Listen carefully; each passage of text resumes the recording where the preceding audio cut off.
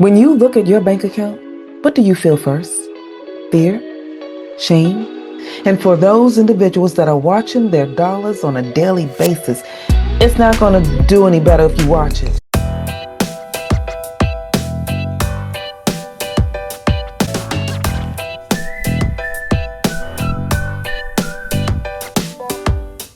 Hey now, how is everybody doing? Welcome to Red Alert Diaries with Tanya E.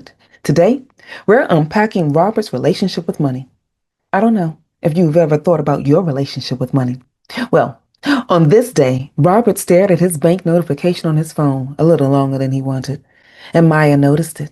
So she asked, "Daddy, can we still get popcorn for movie night?" He forced a smile and he said, "Yeah, baby girl, we're still getting popcorn." The card that he used didn't decline, but the balance was a little bit tighter than he expected. Between child support, the car repair, some emergency that he had the month before, and the DoorDash habit that he just kept justifying. He could feel old shame creeping back in. It was the same tightness that he used to feel when he was sitting at the kitchen table with his grandmother. He watched her stretch every penny, and it seemed like money never went as far as you thought it would. He remembered her lessons, though, and a lot of the lessons that his grandmother taught him were the similar lessons that my grandmother taught me. You see, I learned to respect money, but I also learned that money is fickle. Let me ask you a question. When you look at your bank account, what do you feel first? Fear? Shame? Frustration? Maybe it's calm and clarity. What most people think about money, they think it's just math, but it's not. You see, money is something that we are in relationship with. It's never just about dollars. It's about identity. It's about safety. It's about security. And when my grandmother taught me, she taught me to work hard for money. But I also learned another lesson about money. It was told to me that money is the root of all evil. That split message kept me stuck. That was a split message that also kept Robert stuck. And so he had to get to a turning point in his life, and it came with a simple sentence. Money is not good or bad. It's just a tool. The way you relate to it shapes your life. That one thought opened up new doors for him. Instead of seeing money as a threat, he saw it as a tool that he could use to support Maya's future, bring stability to co-parenting, and give him back his peace of mind. I want you to know something as well. It can do the same for you. So here are 3 strategies that you can use to improve your relationships with money and with people. First, do a relationship audit with your money. What's your money story? Take 15 minutes and write down the messages that you grew up hearing about money. Who said them? How did they tell you? What did it make you feel? You can ask yourself some questions. Is my belief in what I thought they said showing up in my relationships today? Because what people don't often pay attention to, a lot of relationship breakdown is over money, and you can avoid it.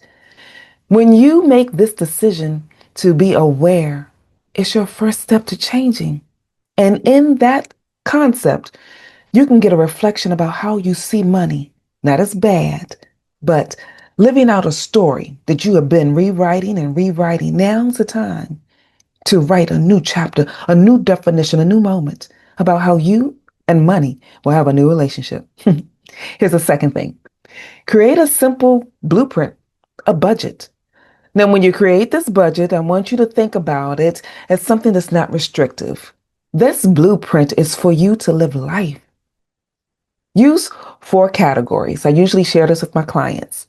Have your needs, your wants, your future. That's just your savings. And also look at what your debts are. And how do you give? And here's the next thing that's so important. Every dollar needs a job.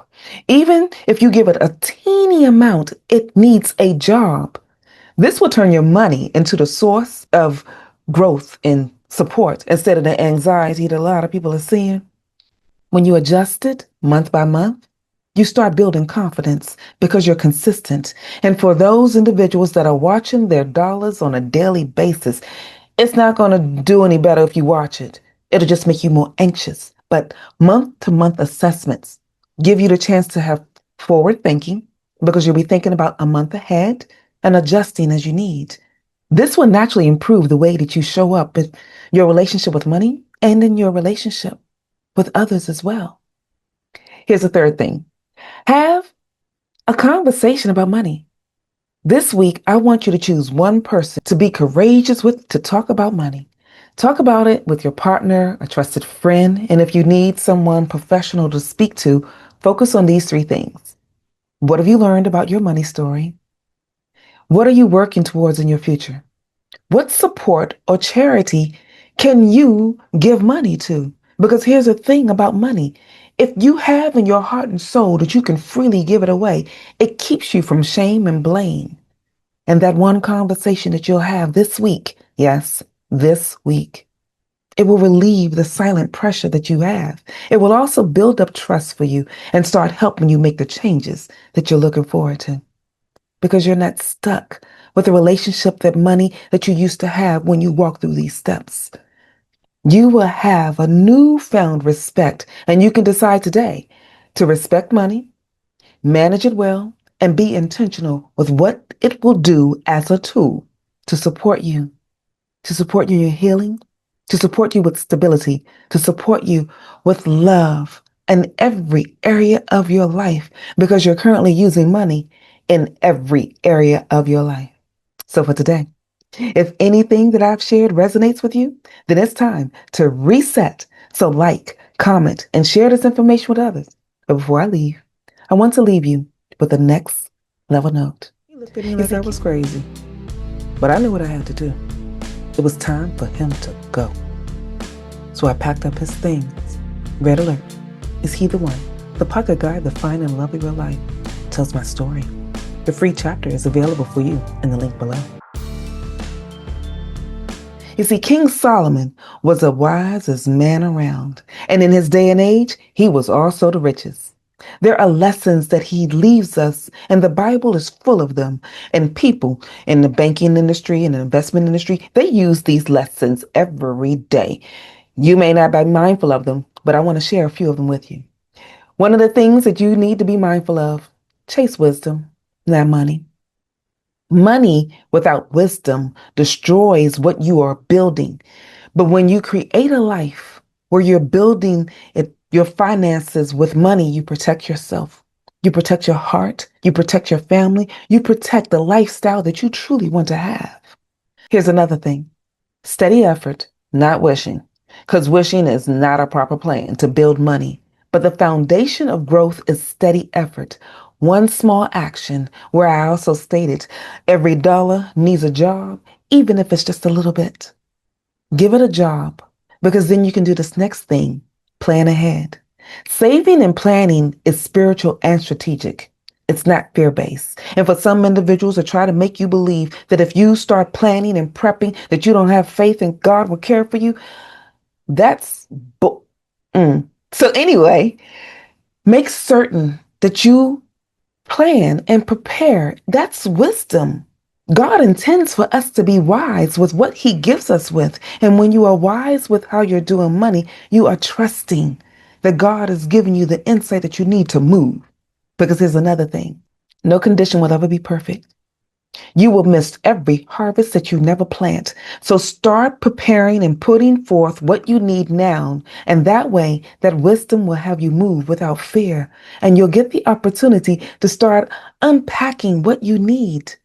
There's so much more that I could share with you about this, but I think that's enough for today. And maybe in a future episode with Robert, I'll unpack a little bit more of the insight that I've learned that helped me clear up $35,000 worth of debt. Because some of you know my story. When I was going through the conflicting messages of the aftermath of my divorce, some of the things that my grandmother told me, those other things that I heard from other individuals. But when I did my money story, and got the courage that I just shared with you, I cleared up the $35,000 worth of debt that was left to me in the aftermath of my divorce in 2 years. And that strategy you can use for whatever your financial situation is today. I want you to know that you can get through this. And if you want someone to join you on the journey, feel free to go to my website, TanyaEHood.com. There you can click under the Work With Me tab and see the various ways that we can work with one another. In the meantime, this is Tanya E. Hood, walking in my purpose. I want you to do the same.